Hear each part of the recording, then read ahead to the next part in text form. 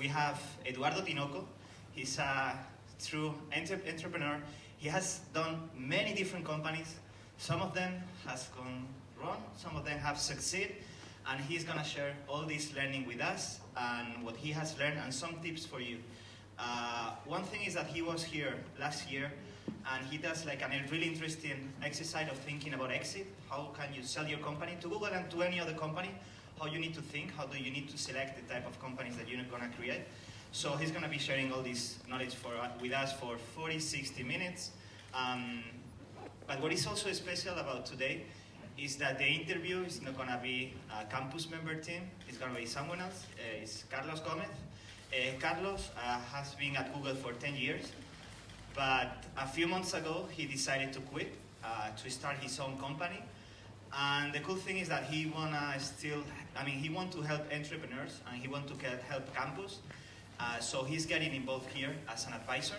So at Campus Madrid, we have this network of 15 advisors, which are people with a lot of experience that are here to dedicate time to work to you all. So one thing that we are trying for the first time today as well is that we want other people to be the face of campus.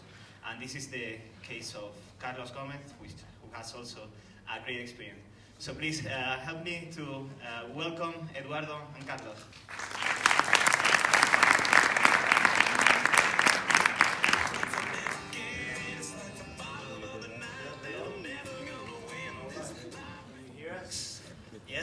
Yes. How's everyone doing? How many English speakers do we have here today? Okay, and Spanish speakers? Okay, it's almost half. So we would like to have Spanish speakers with a lot of experience in the US. We might do a true Spanglish interview. So don't be surprised if you hear some pinte here and there. Well, thank you for being here, Eduardo. My pleasure. We have a lot to cover. I'm gonna do my best to get all the best out of his brain. We might even learn how to sell a company. If it's to Google, even better, because they have deep pockets, but at least we're gonna try to learn how to sell a company. I have a lot of questions. We're gonna go through a couple of you'll see how we go, but please feel free to ask questions at any time. We have this guy here, even if you don't believe it's a microphone, and I'm gonna throw it at you. We can start playing, but it's a microphone, so ask a question like that. So feel free to stop us at any time, but I would please ask you to make the questions very relevant and very concise, because otherwise we'll lose the whole story. So if you have something very relevant, very precise, stop us. If not, wait until the end. We'll have like 15-20 minutes for you to ask any questions. And with that, I think we're ready to start. Thank you. May I say one thing? Of course. You know, when I arrived, I saw the title of the talk. How to sell a company to Google. I said, man, that's a good one. I want to go. I didn't know that I was going to be. Anyway, so let's be realistic. Like, he's done it once, so we'll see if he does it twice. Then you'll have a real methodology. For now, could be luck, but we don't think so. We think there's a method, and you'll see why. But I want to start with the human part of the story. It is like, who are you? Where are you from? What was your life before you were an entrepreneur? Okay, I don't know who I am, but let's see. Let's fake it a little bit. Let's see. I was born in Orange County. At the age of 3 or 4, my family took me back to Mexico. My father was a professor at UCLA. He was a mathematician. I grew up in Mexico. When I finished high school, I was just waiting to give the paper to my dad and jump on a plane to the US. I really wanted to live the American life. I didn't even know it was that hard, because when I left, he says, okay, you go, but you go with empty hands. Anyway, that was the best gift he gave me, because thanks to that, I developed intuition for businesses. I studied engineering, but before an engineer, I was a male nurse. Once again, because I came on my own to the US, I didn't have any financial foundation. I first had to get a basic, simple job and then go study nursing for about a couple years. And then from nursing, I studied engineering. And so I think I graduated a little late compared to most engineers, but once again, it just took me a little longer. From engineering, this is a very nice story. When I wrote my first patent on phase modulators, that patent helped a company go public because the product was used by ASML, a company that makes semiconductors. Anyway, the company went public, they made a ton of money, and I got a diploma. I said, wait a minute, there's something wrong with this picture. I do all the thinking, I write the patent, and I get a diploma instead of getting a lot of money. Yeah? So that's when I said, okay, no, this has to change. I have to begin creating my own company. So anyway, that's the initiation of going from engineer to entrepreneur. And I've done all kinds of businesses. Most of them fail. But through all the failures, I learned a little bit and a little bit. A few years ago, I came up with a company to do point-to-point communications. And it happened to be something that Google wanted to go in, and then I got lucky. There's more in this story, so we'll get into that. But let me ask you, how much influence do you think it have the kind of the American dream, or you being someone that migrated to the U.S. from Mexico? Do you think you have that sort of thing in you, like the immigrants normally have this willingness to fight more, or this American dream? Did it fool you, or? That's such a hard question. I mean, I did my first small company when I was about 14, 15 years old. What was that? I was finishing middle school, and all my friends wanted to go to the beach. I went with my dad and said, hey, can I have some money to go to the beach? And he's like, no, you cannot have any money. So I went out. I said, well, I have a few options. I can cry, or I can try to find and make some money. And in Mexico, garbage is collected daily. There's a bus that goes around and collects garbage. People put the garbage the night before outside, and since there's a lot of street dogs, they go and bite the bags and make a big mess. So I came up with this basket that you can put in front of houses, and then they can put the garbage on top of the basket, and it essentially solves the problem of the garbage. Became very successful. I sold a lot of them. Obviously, I was too young to understand the concept, but I still go back to my town and see them, which is nice. Anyway, so I don't. People that like businesses, like all of you guys, it doesn't matter where you are. I mean, you like to create things from scratch. There's a passion about making and solving problems and things like that. So, being an immigrant, I mean, I wish I didn't have to go through all the pain I went through as an immigrant. But I think the intuition of creating companies is something that just some people have. Yeah. How many of you have a company or startup company of any kind? Yeah, see. Like 20%. How many don't down your hands? How many of you would like to sell your company at some point? I see more hands now than before. That's some people are even doubting if they want to sell or not. Okay, so let's deep dive into the how to sell a company. So instead of going back in the reverse engineering the story, because I think one thing that Eduardo says is like there's a lot of luck in the process, right? It's not like even if you put out the perfect process, luck plays a big role. So what I want to do, we will go into the story, but I want to project forward. What would it be if he was to start a company today? He might at some point, we don't know. But so we want you guys to think or to follow the story as if we were starting a company today. And I think there's a couple of lessons that you already have learned that we can all learn as well. So let's say you're today at Google, you're working at Google, you're happily there, but you start feeling like, I want to start a company again. I want to go back to that place that is very beautiful, very crazy. Where would you start?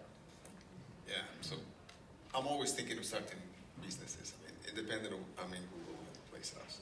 So I will begin by trying to find problems that have meaningful for masses.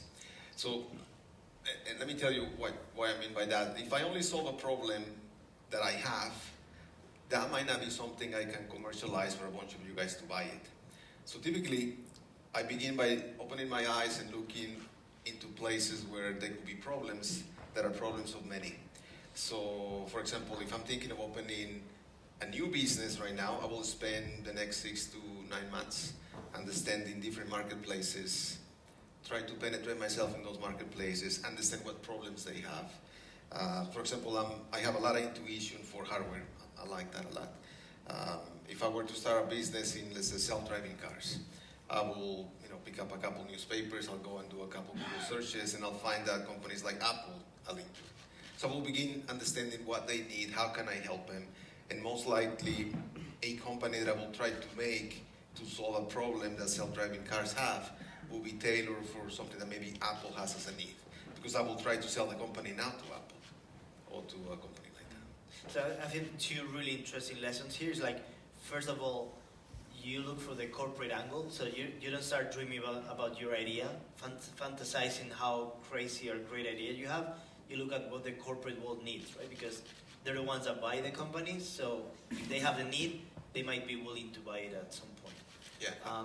Second, like you try to solve real problems, not to create again fancy new realities. And I think like that's something, I don't know to what extent you guys feel familiar, but many times we see entrepreneurs working on crazy ideas that are solving nobody's problem. For you, if it doesn't solve a real problem, there's no point into it. That's right. I will never create a company that I cannot think of a buyer before I make it.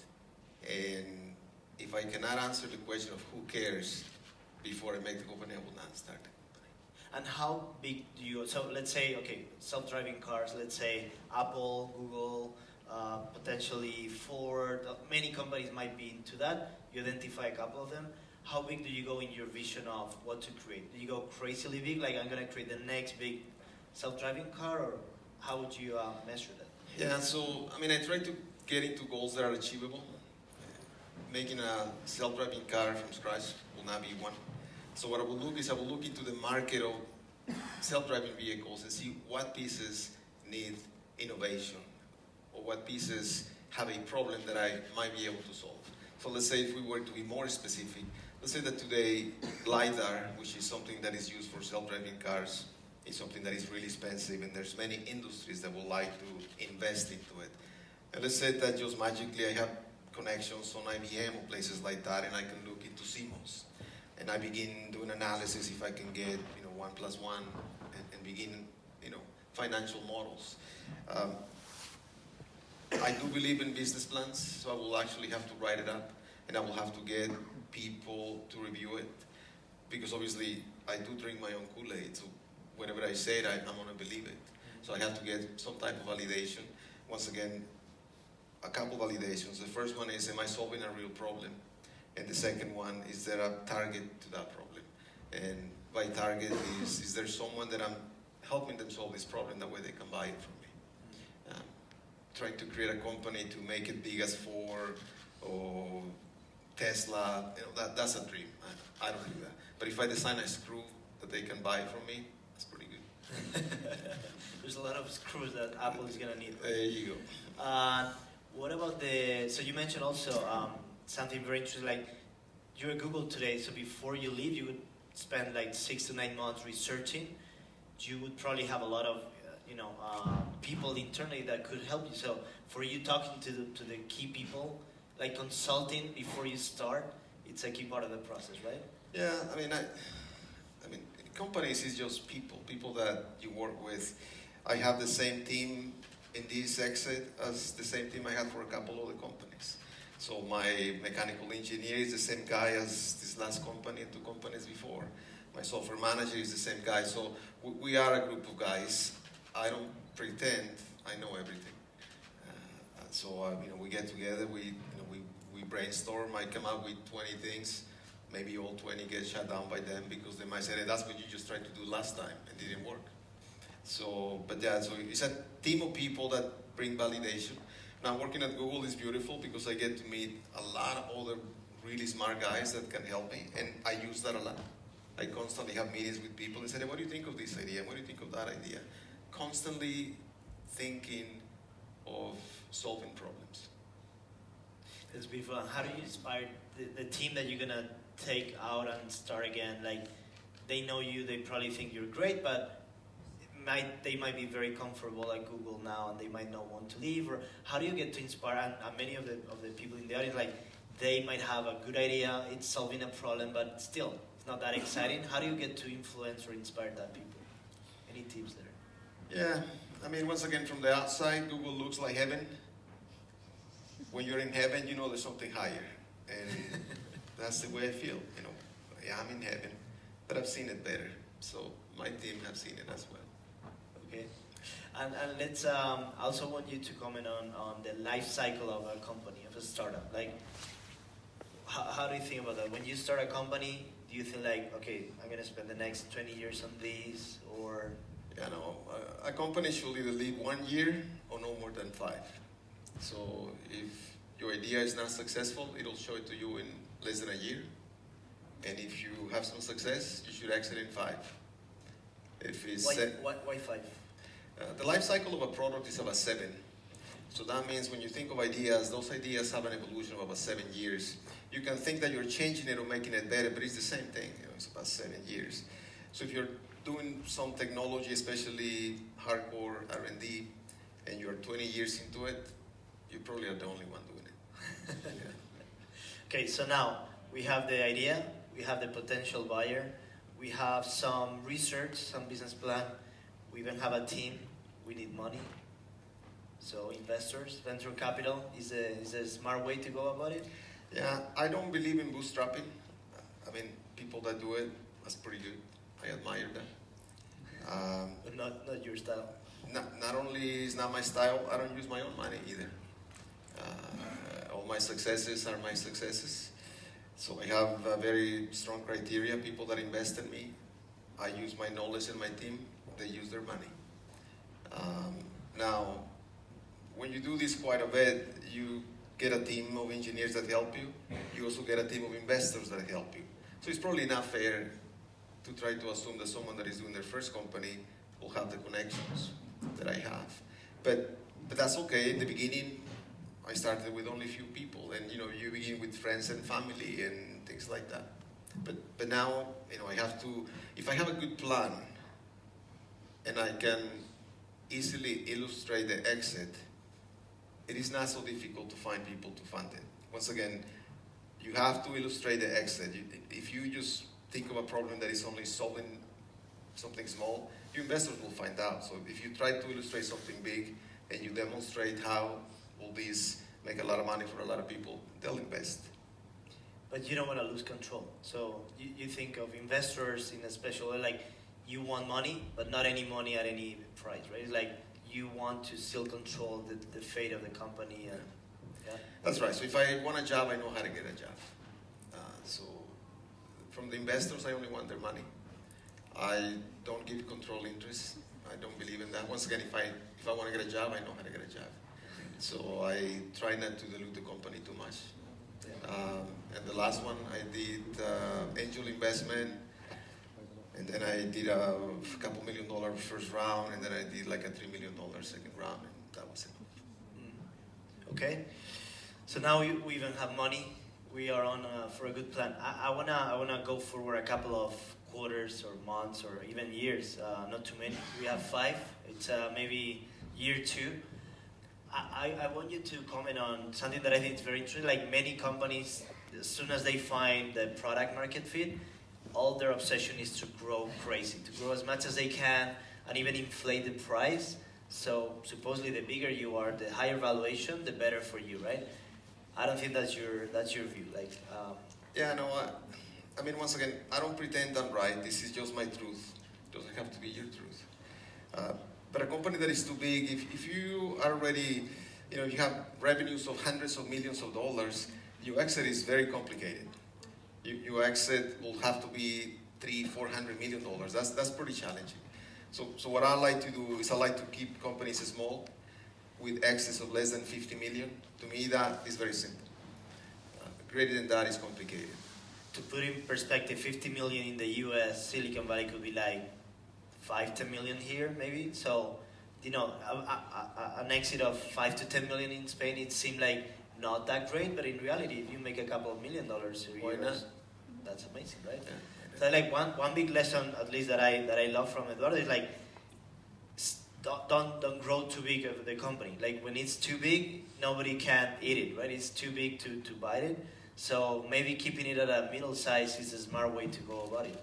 Yeah, and once again, I guess the difference is in my point of view, I don't make companies to try to grow and big and have, huge EBITDAs and things like that. My concept is I'm trying to solve a problem of a bigger player That way they execute an acquisition. So all I need to do is prove that I can solve the problem, I have the team behind it, and I have the patents. That's the way I think. Okay. So we are on year 2. We're already making some traction. We have a plan. We know we're not going to grow it to be. When do you start connecting with the company that you think it's going to buy you, or some of them? When do you start, and how do you start? Yeah, and once again, selling a company has its own cycle. It's never easy. Obviously, I will not go and begin talking to them very effectively until my product is completed. So let's say that the product is in some kind of an alpha beta phase in 2 years, 2 years and a half. That will be the point where I will intercept. Okay. And who you talk to, how would you approach them? Like, many people here don't know, you should know someone at Google. At least by now, we have a row of Googlers here. But let's say you're ready, how would you approach them? Who would you talk to? Yeah, so when I had my company, I had about 7 potential customers who I thought would buy the company. Google was one of them, but it was not my top company. I had 5 others. Were they customers, or were they customers of yours, or not necessarily? All of them were customers of my company. They were buying the product. And was that on purpose, that you wanted them to be customers so they could start, understand? Yeah. So one of my strategies is, if I want to sell something to a company, I begin by selling them the product to the company. And if I'm really interested and I see that there is good chemistry, I will try to become one of their vendor, maybe a consultant. That way I'm always in their face. So that's super smart. I think this is one of the genius moves of Eduardo, and also a very humble one, is you were the CEO of your company, of Athena, a company selling a lot of money, and you became a vendor, a contractor, like a trabajador a tiempo parcial for Google. And you were a CEO. Some people would be like, why the fuck would you go be a contractor working part-time for Google if you're a CEO of your company? Yeah, even some Googlers, I remember one Googler one time, he went and he says, man, it's so embarrassing. Why are you doing that? You're a CEO, why are you on the bench? Obviously, he didn't know my plan, and I said, well, I'm doing some testing. He's like, yeah, but why don't you send one of your technicians? And my idea is low because he doesn't know how to sell my company. And I did that. So I think being humble here, I think it's a big one. Like, you didn't care who you were, what your company was. Like, you just knew you need to start from the very low, That's right. from the bottom, and get all the way up. And how did that work? Was that critical for you to go all the way up to the key decision makers? It was critical because it allowed me to understand who could be a good sponsor. And when I began the plan with Google, I had more than one plan. And by being inside, I could tell who's a decision maker, who's not a decision maker, where should I spend time, where am I wasting my time. So it was nice. I was a vendor for about 1.5 years prior for them buying me. Wow. Yeah. And who would be the critical people to talk to? The corporate development, M&A, product managers, who would it be? For me, the sponsor is whoever I'm solving the problem for. So if I go to M&As, I'm not solving any problem for them, so they probably will not listen to me. But if I find the program manager, the sponsor that I'm actually helping them fix the problem, he's the guy who wants to buy me. Okay. Because in reality, I guess they don't care what you have, they care what they need, right? Yeah, this is an exchange of goods. They have a problem, I fix their problem. I think that's something also for everyone to keep in mind. Like, many times when you hear entrepreneurs, that they talk about what they have, and they're very proud, and they're very happy to tell you, oh, this is all we have, this product's amazing, but they don't care as much as what problem you're solving for the person in front of you, right? I think that was a critical point of view, like being humble to not talk about your product, but actually talk about their needs. And people love to talk about their needs and their problems. That's right. In the beginning, I had a complete end-to-end solution, a product, and when I presented it to Google, they asked me, well, can we take your product apart and put it on balloons? That way we can fly it all over Earth. Well, what they were saying is that we're taking your product and we're cannibalizing it, we're taking it apart, and we're going to put it in pieces in balloons. So they were saying no to my product. But obviously, in my point of view, is I want to solve their solution, so I don't care. Yeah, let's do it. Let's take it apart, let's put it in balloons. What was the moment when you thought, I'm going to sell them my company? when they make me a vendor. When I was inside, I had a badge to the business. I said, I got him. Once I'm inside, you know, because it's easier to sell from the inside. Yeah? Yeah. Okay. Did you tell your team, guys, I think we are going to sell the company, or you kept, as a CEO, is that something like you can share, or you need to keep it? Yeah, no, you know, there's a lot of trust in my team. You know, we all trust each other a lot, so I was always very open. Yeah. And I told them, hey, we're going to go to Google because we're going to sell this thing to Google. And when I became a vendor, I made them all vendors, so we were all inside. Oh, all of them All are of them. vendors. Every single one. How do you negotiate that? Well, I found I think there was a $2 million contract that Google had for something to design for Loon. It was a little independent from what we were doing, but it was enough for all my team to be in the lab. And you know, that was one easy way to see how good engineers they were and things like that. And do you find they were better than what Google have? Or? Well, I don't know if I want to say that, but I think they are. Okay, and you knew you were gonna sell. How do you start? You were a vendor, so it was not an easy conversation for you to switch from I'm here to solve your needs to I want to sell my company. How do you start actually that conversation? To whom? At what point? You said at 2.5 years you start getting in touch with them. You were a vendor for 1.5 years, so we are on year 3, 4, I guess. More like four and change. Okay. Yeah. And how do you start that conversation? Yeah, I mean, obviously, you want to start at the day one because Yeah. you don't want to go through, 1 year of begging them. But once you have determined that your solution solves a problem, you have to tell them that. You have to say that my solution fixes your problem, and I'm here to exit. I want you to buy me. And obviously, you only say that message to the people that have access to buy you. In terms of Google, I expressed my interest. They were a little gun shy in the beginning, so I had to come up with Plan B. And Plan B was to become a vendor of Facebook at the same time. Oh, really? And then try to do the same thing with Facebook, and then Google said, nah, never mind, we'll buy you. Wait. So you were a vendor at Google, and then you became a vendor at Facebook? Yeah. And did they allow you? Well, I'm a private company. I can do whatever I want. I guess. Yeah. And you went to Facebook just to create urgency on Google, or you truly thought Facebook could be another buyer? Facebook was one of the 7, yeah. So if Google would have said no, then I probably would have gone to Facebook. Okay. And this would be a different auditory. Okay. That's crazy, but I love it. How long were you at Facebook? About 2 months and a half. 2 months and a half? That was enough? That was the whole... The deal closed in 45 days after they... 45 days? Yeah. Okay, tell us about, I'm very curious, tell us about these 45 days. What is the process? Like, is the decision is made in 2 days and then 43 with the lawyers, or? Yeah. So I don't know what level of the process I'm allowed to say. Yeah. But it begins with a letter of intent. And the letter of intent states all the details. And if there's sense of urgency, I have known of deals that are closed even faster than that. Okay. Yeah. So you had to bring the Facebook card and say, hey, I'm working with Facebook, or I mean, whatever you can tell us.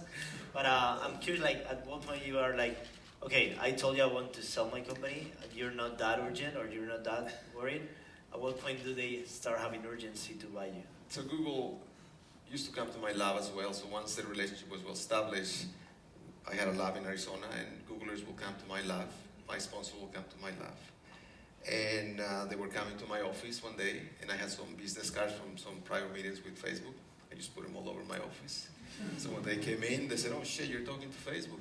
I said, yes, I am. They're one of my customers as well. So that gave them an idea that, I was thinking of going someplace else, because they knew that I wanted to sell the business. That's genius. No, I don't know if it's genius. Lucky. I'm just lucky. I love it. So, all right, you said you're lucky. To what extent would you say it was luck versus art or science?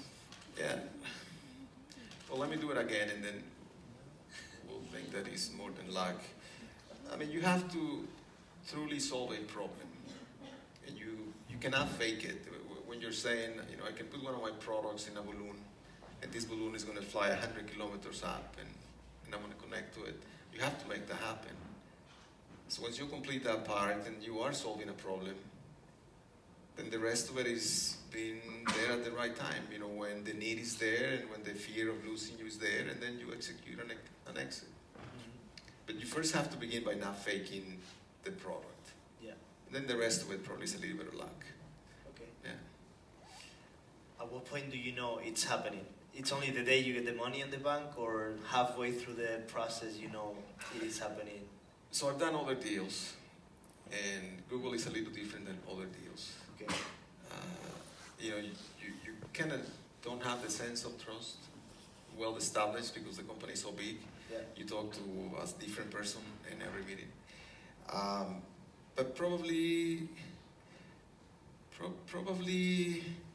I would say once we signed the letter of intent, this is done. Okay. I was able to get some sleep and things like that. When do you pop up the champagne with the team? We pop up champagne in my team every night, I think. So I don't know if that was on a special occasion, but we celebrated the letter of intent. Okay. There's like 3 or 4 different gates inside an acquisition. Each one we were celebrating. The wives of my team members were in the room, you know, my wife and everything. I mean, it's a whole. Once again, we were having a good time. Yeah. Okay, so for those in the audience that are that close to sell the company to Google or to someone else, how do you beef up your team? How do you get ready? Because they have like tons of lawyers and M&A people. They can start, you know, the valuation and all of those things are super hard. You're an entrepreneur. You're focused on doing your stuff. How do you, you know, team up to get ready to fight or negotiate with them? I don't know to what extent you feel like they won, you won, it was a fair deal. Your lawyers, how do you get ready for that?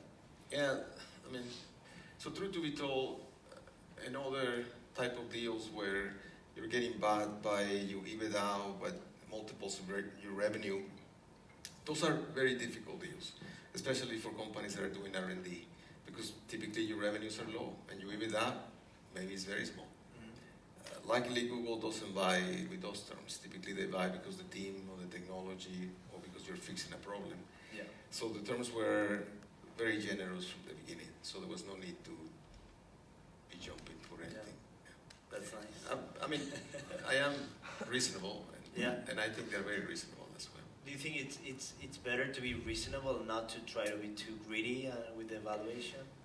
Well, you know, when you're doing this thing, you want to have one face. You don't want to be doing the moonwalk. You know, one face, get things done. And I felt like if I was too greedy, and they were then changing their mind, I will have to begin doing things that I will not like. So it's like, once it was fair, it was good. Nice. Yeah. All right, I have a couple more questions, but I think we're on good time to start opening it up to the audience. Anyone has any question? English, Spanish, don't be shy. Okay, I see a hand. Yo lo quería hacer en español, pero me dijeron que lo hiciera en inglés. Sé mejores chistes en español. Okay, whoever has a question, you can decide whether it goes in Spanish or English, and then we will follow. So I don't know how to do this. Like throw? I used to play handball, so. Oh, sorry. You see? It's behind you guys. Yeah. Hola, ¿se oye? Yes. Gracias por la charla, Eduardo. La pregunta es, en este escenario en el que estás intentando vender tu compañía Uber, ¿qué consideras más importante?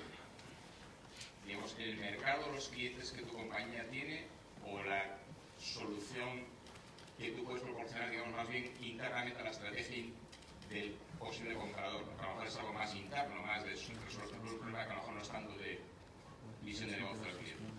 Sí, en este caso que estamos hablando específicamente de vender mi empresa Google, yo cambié todo el vértigo de ingeniería a solo servir y tratar de resolver el problema de Google.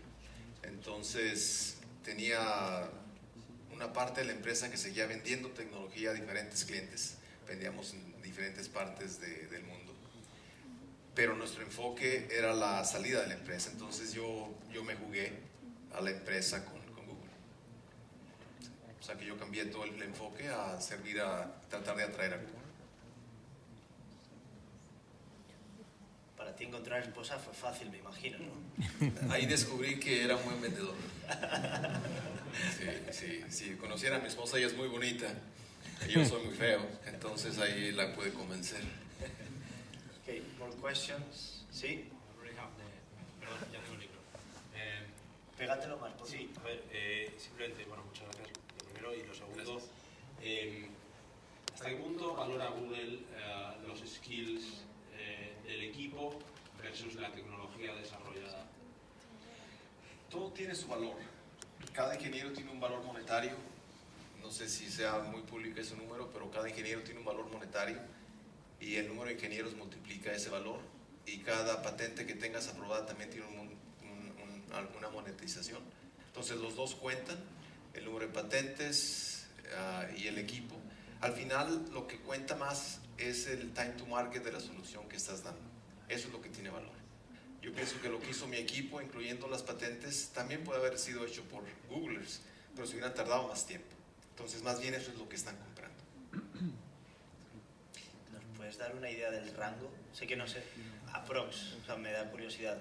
Lo que legalmente tengo que decir es entre 10 y 100 millones. No, puede ser la venta, pero digo, el ingeniero o la patente, un ingeniero, ¿a cuánto se vende el kilo de ingeniero? O se compra, perdón. Me han dicho que más o menos lo compran como a 1 millón por ingeniero. ¿Y patentes? Dependiendo cuál sea, ¿verdad? Claro. Si soy WhatsApp, 10 millones. No sé, 3 a 5. Wow. Okay, so there's a strategy there. Start hiring engineers. También. And filing patents. Yeah. El micrófono, por favor. It's okay. Yeah. How did you find and build your team? From your first company to you had failures, arguments, things like this. How did you end up keeping the same guys and even find them in the first place? Sorry, so if you don't mind repeating the question. Yeah, so the question is, how do I find the team? And how do I keep them? You first have to begin by knowing yourself very well. I know myself very well. I know how to make you like me if I want to. You know, I will treat you well. I'll make sure that if you're my employee, if you said I want to be technically challenged, I'll challenge you technically. You tell me I want to make a little bit more money, I'll pay you a little bit more money. So I find ways to have a good relationship. This is how you keep them. How to find them, you have to go through a lot of cycles, because not everyone that comes and apply for a job is a good person. The best ones are new guys coming out of school, because that way you get to train them, because the school just messes them up. So you have to like retrain them a little bit. You have to teach them, that no one cares about basics anymore. It's all about Python and C++ and things like that. So, and you have to just work with people. I believe some of the best engineers I ever had, those guys were born that way. They're really talented individuals. And you just have to, I remember Keith Williams, who is one of the geniuses that is always helping me. When I hired him, I right away was able to tell. I asked him a couple problems, an equation on the whiteboard. I gave him a couple different scenarios. And I realized right away that he was genius. He's an amazing guy. And I asked him, what would it make you quit your current job? Because he was working at Northrop Grumman, and that's a very nice company. What would it make you quit that company to come and seek a job with me? And he told me, I want to go to a place where I can just do all kinds of things. I just don't want to do one thing. So I said, okay, so I'm going to make you my director of engineering and do whatever you want.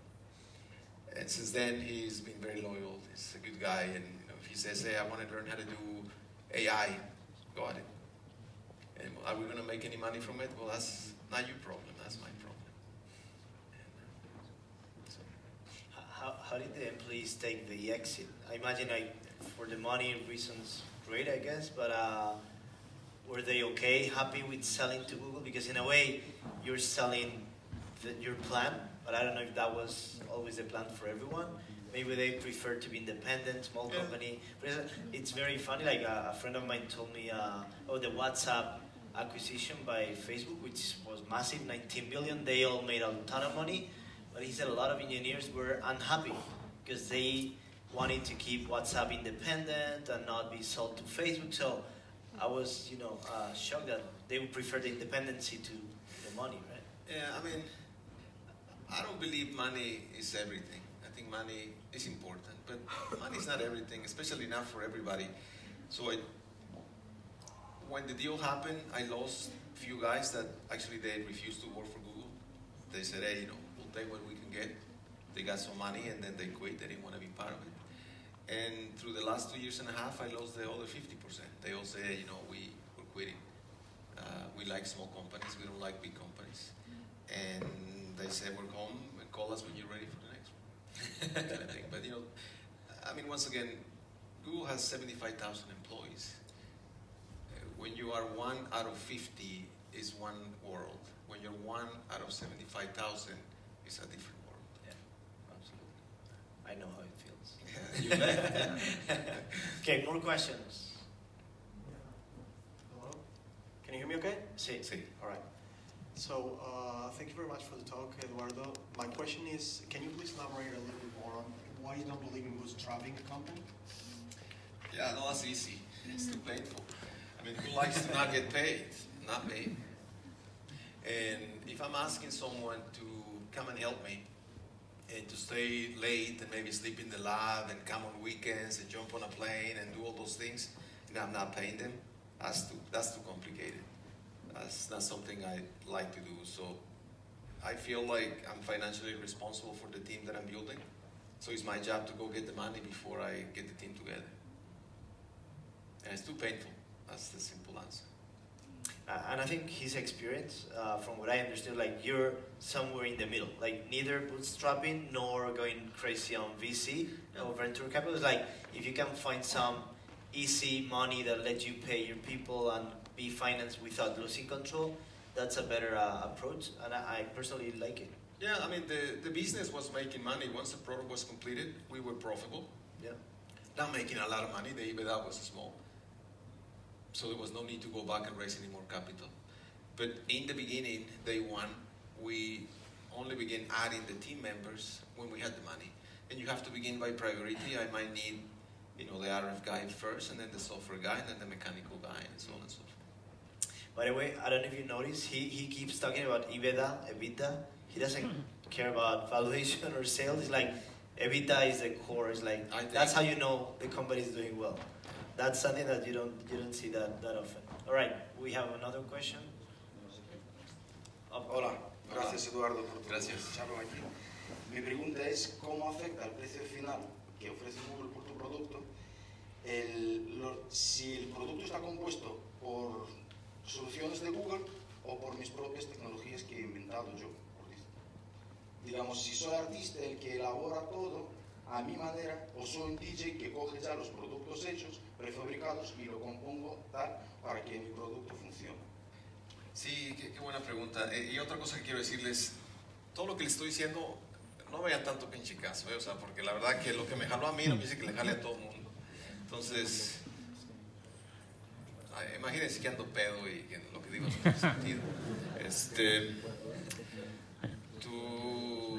Tu pregunta es, ¿qué pasa si en vez de diseñar algo, usas algo que digamos apps? Está hecho por los APIs de Google, que a mí me da mucho más libertad, ¿verdad? Pero a la hora de vender yo mi compañía Google, me imagino que Google analiza si mi producto es 100% original o es un producto que está bien hecho, moldeado, pero con los productos de ellos. Ellos súper lo analizan, o sea, no hay como que medio lo ven. No, o sea, ellos van a ver todo tu code, ellos van a ver, por ejemplo, qué es open source, qué es native, van a saber qué hiciste en C, qué hiciste en Python. Entonces no hay ambigüedad en eso, porque ellos se protegen mucho. Lógico que entre más tuyo sea, pues la evaluación es mejor. Por ejemplo, si estás combinando diferentes open source de ellos, que es algo que tal vez sí les resuelvas el time to market, pero pues no es algo que sea propietario, entonces a lo mejor eso cambia, pero al final recuerda que lo que estás haciendo es solucionando un problema. Entonces si solucionas el problema, esa es tu valorización. Ve de qué tamaño es lo que estás solucionando el problema, y si ese problema que estás solucionando tiene una resonancia grandísima para Google, sí le ayudas, sí te puede dar. Gracias. Hi, thank you for the presentation. My pleasure. How do you think it's the best way to evaluate a company that has a high investment in R&D and low revenues and EBITDA while selling it to a big company like Google? Yeah, this is such a difficult subject because I don't know how to evaluate companies even now. And once again, I don't know of any. If my company was worth $100 million, I would not know how to sell it. I only know how to sell, medium to small companies. Anything less than 50 million, I think is easier. So when you're talking on numbers that are that small, 50 and less, your evaluation has a lot of blue sky. Essentially I'm saying my solution combined with your solution is worth this much. And I don't have that much tangible things to prove. Because if I said, hey, my revenue is $20 million a year, well, $20 million might not be significant if my EBITDA is 5%. So I don't know how to do that. I know how to do it by I'm solving your problem, and not only I'm solving it, but I'm the only one with the skill set to do it. Then that's an easier way for me to evaluate. Yeah, but it's difficult. It's difficult. I think two insights that I think are very relevant. It's like I heard ones that exceeds below $200 million. Normally, whoever gets the acquisition is a company with a better network of people, right? It's not necessarily the best company with the best product. It's the company that has the best network, and I think that's something I find at least interesting. So how you network before might influence how you sell. The other one is like 80% of the companies that big technology companies like Google acquire is more because of the people than because of the technology. More like the acqui-hires, they say. Yeah. 80%. So we might think it's the products, the technology, but in the end, it's more the people, and that's why you said 1 million the kilo of engineer. It's around $1 million, right? So they value the talent a lot more than the technology sometimes. Yeah, especially if the talent knows how to play together. Yeah. I mean, sometimes you can have 3 or 4 engineers, but if they don't work together, it's a mess. And you said also that once you were acquired, they put different members of your team in different parts of Google. So different parts of Google, like Google X or Fiverr, could actually benefit from having this kind of talent, right? So yeah, they want to have a little bit of a ripple effect and things like that. And I mean, this is probably the reason of some of my team members quitting, because they probably felt like, hey, this is too big for me, and yeah, I'm used to working with these other guys, and now it's a whole different set of people. Yeah. All right, more questions? Hi, my question is twofold here. One, if your software, it's kind of hard to patent, so how much of a, does it help or not? So my patents were hardware. So we had a lot of embedded programming, a lot of C in our product, but we didn't try to patent it. We thought that was complicated.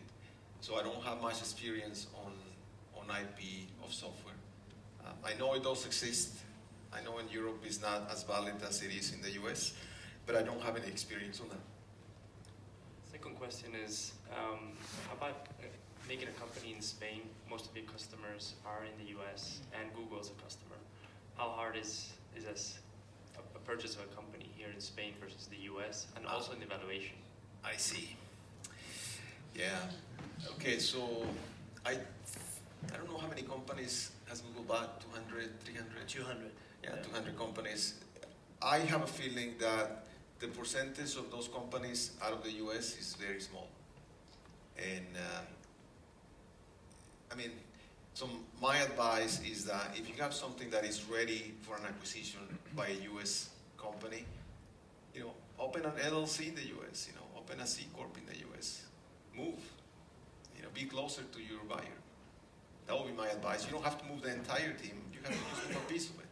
But it's easier for American companies to buy another American company. It's not impossible for them to buy you, but the numbers state that they're buying less companies from out of the US. Yeah. Right. We have a couple of minutes for more questions. Órale, sin miedo. No, en español tampoco. Okay. No, estamos pensando. Everyone knows how to sell a company already. That's great. They don't have any more questions. Que me digan cómo. Okay. Okay. Oh, sure. Wait. We need the microphone. Because otherwise nobody will. And now that you've made all of your money, now that you've become quite successful, what plans do you have to invest that money in grassroots programs, maybe in Mexico or in the USA? How do you plan to give back? Because I'm sure you can't spend it all in one day. Yeah, no, good point. I do have investments in different companies. I have investments in Honduras, in Mexico, in the US. So there's several companies that are using some of the money that Google gave me. Yeah. As you can see, I wear simple stuff. I don't use it on me. And I want to ask you, how does it feel? Like, does it feel like, I don't know how many have done it, I haven't, but how does it feel like, oh, I've done it, it's done, now I'm done with my professional life, or you feel like it's just another chapter, now I'm going after the next one? Like, having, I guess you made more money than most people would ever make, does it feel like done, or you don't even notice, and it's the money's in the bank, and your brain kind of thinks of what's next?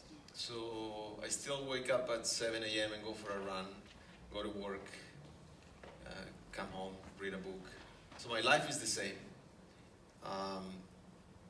The moment of exit, that is a nice moment. When you're meeting with your lawyers, when you're writing, all that stuff. So that's irreplaceable, and I'm looking forward to do that again for that specific moment. Everyone is excited, everyone is happy. So anyway, I will do it again, and I will do it again for that. I don't think I have a lot of money. I mean, there's people that have a lot of money. I don't have a lot of money. And I don't. To me, I don't think about that kind of stuff. Once again, my life is simple. I mean, I'm here working. I walk to my place. I don't even like to go on Uber or anything like that. You rented an Airbnb to stay here in Madrid? Yeah. And I live in Mountain View, and I don't own a car. I walk to work. And I don't have a TV. I don't own a TV, for example. I mean, so there's. I was going to ask you, do you make any purchase, like a dream thing that is like, okay, now I have more money, I'm going to buy the Lamborghini. I guess you don't have a Lamborghini, but do you make any of those that you can tell us? Or for your wife, or your wife for herself? Yeah, my wife wanted a place in the beach, and we went to buy it. Yeah. Nice. Yeah. We have a question here. So you did mention that like 50% of your talented people who you hired one by one have left you because they don't want to work for a big company like Google, because it's just like you're one out of 75 people. But how do you feel about it? Because now you were the one, and now you are yourself one of 75,000 people. I mean, you said your life hasn't changed in a sense. You still wake up in the morning, you run, and at the end of the day, you go back home and work. But that 8 hours in between must have changed dramatically. Yeah, I mean, working for someone telling you what to do now. Think about it. I mean, you go from being the CEO, you make every single decision. I mean, I come in the morning, there's a nice cup of coffee on my desk. Imagine all that nice thing, and now I come to Google, I have this tiny desk, and I have to go make my own coffee. But, I mean, you have to adjust. That's what I was looking for. I was selling the company, and I knew that was going to be it. So when my team were quitting, I spoke to each of them, that, don't leave, just wait.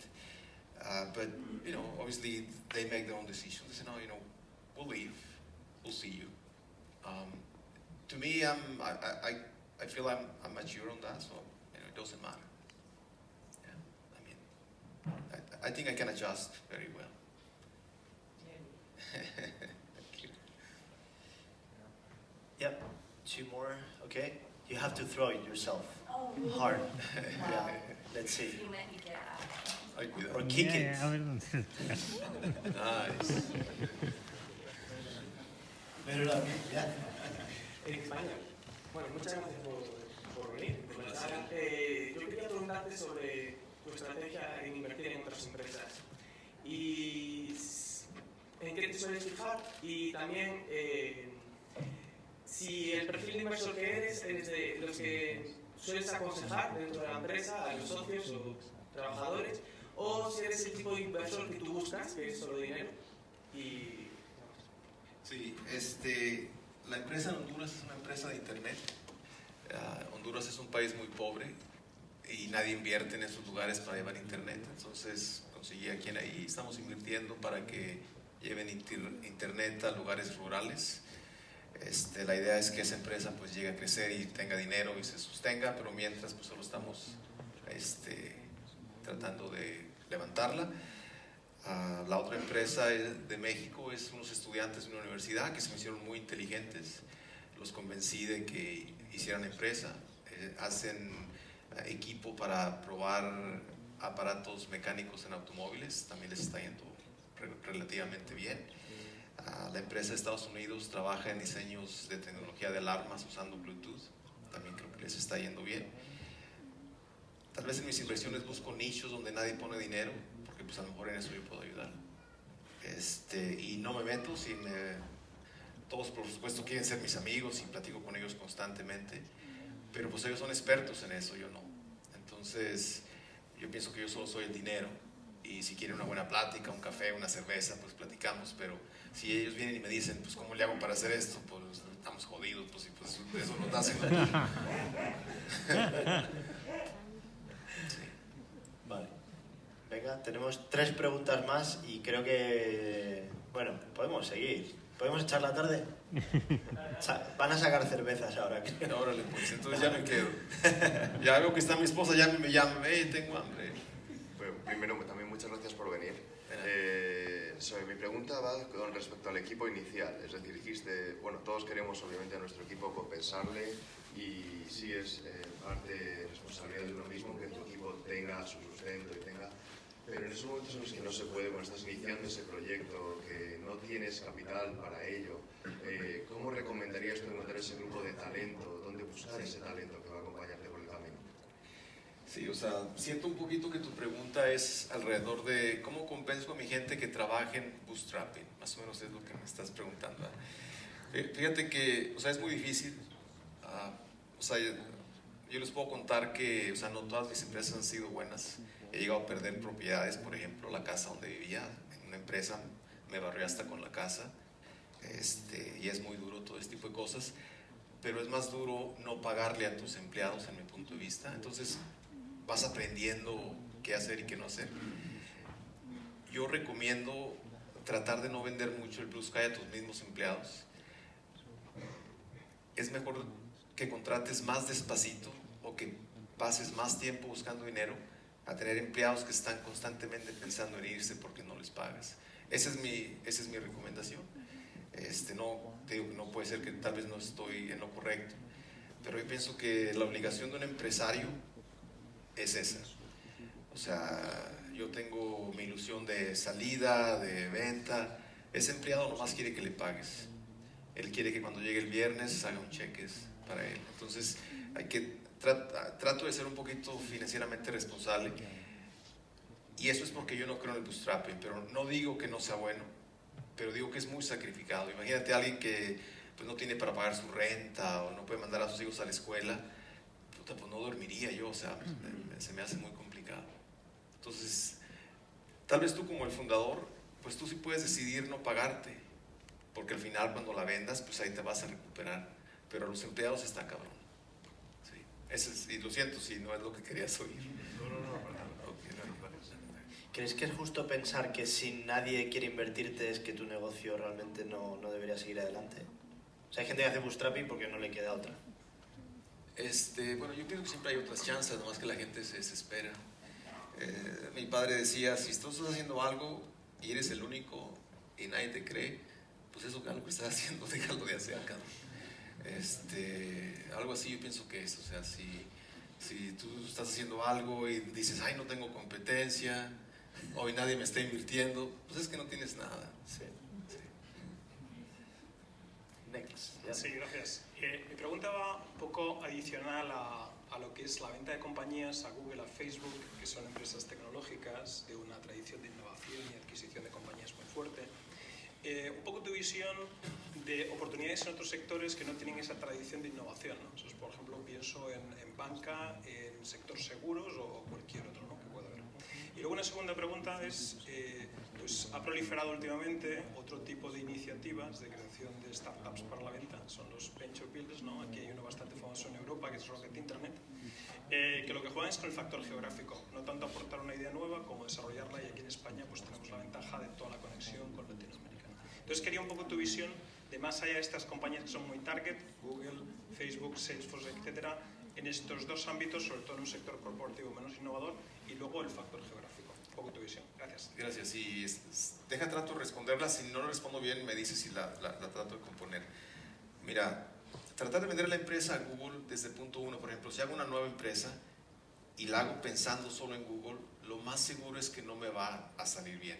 O sea, porque Google solo ha comprado 200 empresas y pues hay miles o millones de empresas en el mundo, ¿verdad? Entonces yo no empezaría diciendo, esta empresa la voy a hacer para Google. Voy a poner a un grupo de empresas donde puedo tener varias que pueden ser compradas, ¿verdad? Ahora, si yo estuve en España y fuese una empresa española, tal vez yo trataría de vender el comercio de España más que a mi empresa. Por ejemplo, todos sabemos que los asiáticos se quieren meter a España, quieren tomar ventaja de eso. Mucha gente de México quiere acceso a estos 45 millones de españoles, y muchas empresas americanas, específicamente de mercadotecnia, están buscando meterse a este mercado. Entonces yo trataría de vender ese sector a ese grupo. Yo no tanto trataría de venderle tecnología, sino acceso a un mercado que pues yo pienso que ustedes lo conocen mejor que ellos. Eso es lo que ellos estarían comprando, el conocimiento del mercado. Eso pienso. Okay, tenemos un último brazo para la última pregunta de la tarde. Yo me guardo las dos últimas, lo siento. No sé si se oye. Sí. Bueno, hola, que estoy aquí un poco... Ahí sí, levántate, por favor. Gracias. Bueno, muchas gracias por venir. Mi pregunta va un poco en línea de lo último que han preguntado, y es lo siguiente. Si tú tuvieses una empresa, imagínate que montas una startup en España con la idea de internacionalizar y vender, vamos a poner a Google, de ejemplo. ¿Tú qué harías? ¿Te consolidarías primero en España, y con esto me refiero a cubrir todas las geografías españolas, y después darías un salto, pues por ejemplo, a Londres y Estados Unidos? ¿O te irías a las zonas geográficas clave, a las ciudades más grandes españolas, y de ahí saltarías a Londres y Estados Unidos? Ay, qué difícil pregunta. Sí, está muy difícil. No sé, o sea, lógico que es más sencillo para ti crecer primero en el lugar que conoces, pero ¿de qué sirve crecer si tu comprador no sabe que estás creciendo? ¿Sí me entiendes? Entonces por eso es tan difícil contestarlo. Como les dije hace rato, mi estrategia fue, yo quiero vender a Google, me voy a meter como contratista de Google. Entonces no solo me moví junto a ellos, me metí a ellos. Solo con vender mucha tecnología no era suficiente. Entonces, tal vez yo haría lo segundo. Sí. Bueno, yo creo que hay algo que me gusta mucho de... sorry, I'll switch to English. Then there are three things that I really like of what you've done. Is like, and I think this kind of answers that question, you know, is like, so your plan is either creating a big company that makes a lot of money, or you creating a company with a specific purpose of being acquired. I think like sometimes if you mix both, or you try to do everything, it's too hard. It's too hard, right? Or it might grow too much. I think the second one is, and I want to reemphasize it, like the humility of the whole process. Like we think of people that sell companies of macho alphas with a big vision and all that. And like that's you my were brother. just. That's your brother? That's okay. my brother. He hasn't sold company. No. But I think like that's amazing to see that actually being humble was what is very counterintuitive. It's actually the smart way to go about it.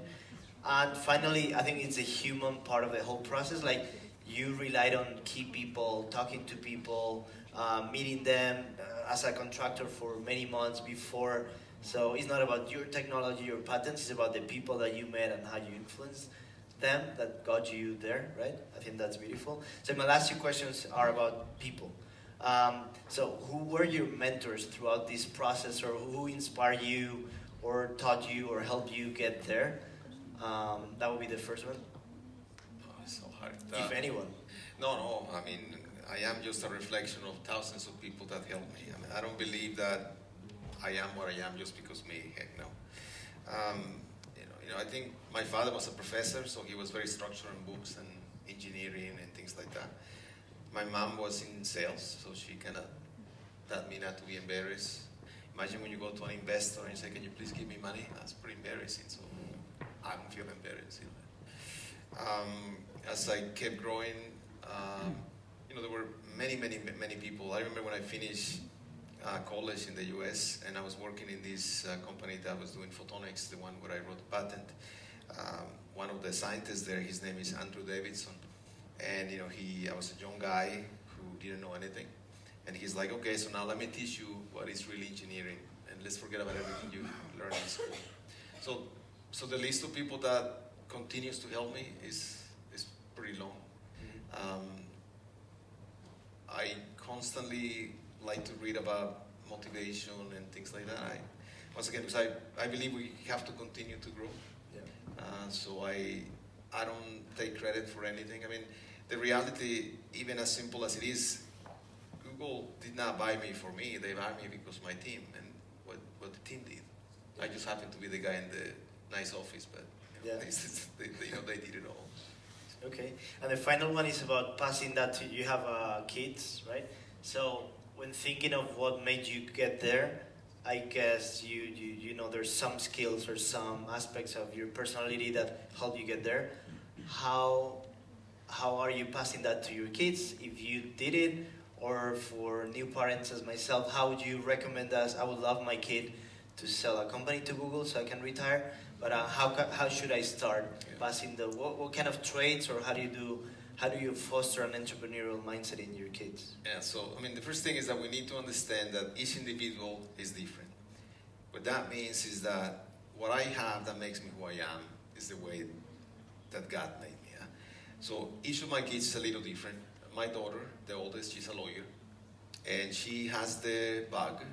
She has a law firm, and she's thinking of making many law firms. So she enjoys businesses and doing things like that. My son is an architect, he's an artist, and he doesn't believe in money. He thinks that I'm going to do this because it's art. The little one is in medical school, so she also doesn't have the bag. So I do try to, teach them by example. They will come to my companies and be there, and they were part of deals, and obviously they all celebrate what we accomplished as a family.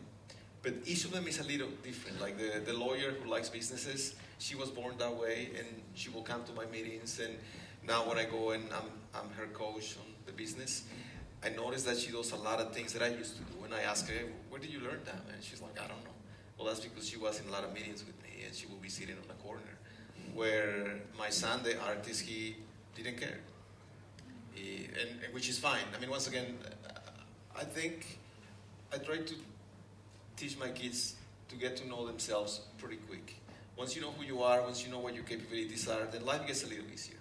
And I don't think you can make leaders. My dad used to say, leaders are born, they're not made. And almost the same applies for entrepreneurs. People like yourselves, you were not made, you were born the way you are. So you cannot take someone and say, hey, we're going to teach you how to make companies, sell companies. If it's not into them, it's not into them. So your job, as my kids are older now, so I'm done with that piece, is to get to know your kids, understand their skills. And if one of them likes art, well, don't force him to sell. He's not into that, he's into art. And that's my advice. That's great. Well, thank you very much, Eduardo, and thanks everyone for all the questions. We learned a lot, and we will register all your names, so in case anyone sells a company, you owe 1% to Eduardo in the future. No. 1% for me. I le dan mi por ciento. Yeah. So, well, I want to thank you too, Carlos. As I told you, is one of our advisors. A little bit of advertisement. This guy has been 10 years at Google. He was a Mountain View before, but he has been always concerned about bringing knowledge to everyone. So that's why a few years ago he launched, I'm going to say, Nexo.club. So it's a personal project. He records important people in Silicon Valley. And just because he want to help us, once that he come back to Spain, he has been doing the same. He launched a podcast about technology, and it's live today, the new channel with the new podcast. Many surprises to come. So if you're interested in technology and to see videos like, and with interviews like the one that we saw today, go and check. You're gonna have fun.